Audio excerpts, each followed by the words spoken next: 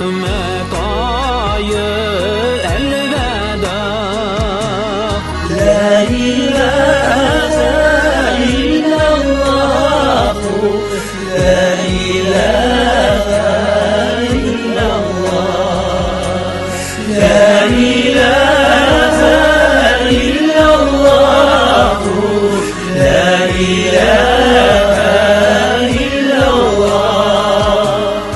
Gelir günü jirde ukta, farishtalar suyunur. Gider günü rüyalaşır, yığasırlar elveda. Safı safı bulup farishtalar jir yüzüne inerler. Kullarından nurlu tabak müminlerge verirler.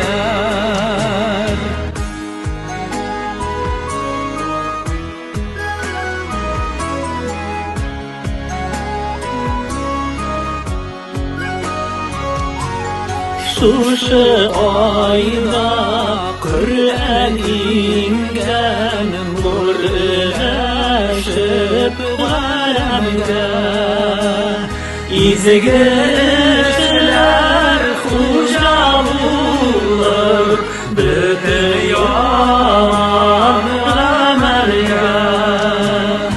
Elveda kul, elveda kul, girdin rahmet ayı elveda.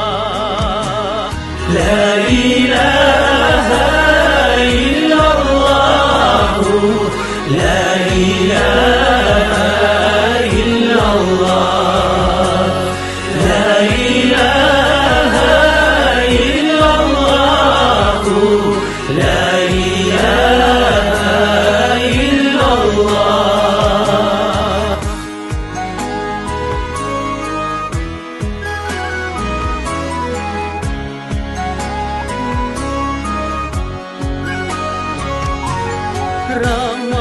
Ramazanda aşıladır bu dünyanın yemi. Olunu kemmet ümmetine, Hak Teala bulayın. Nurun bilen bizelgendir bütün meşitler tamam. Zikir, tesbih ve teravih kitabımızdan elveda.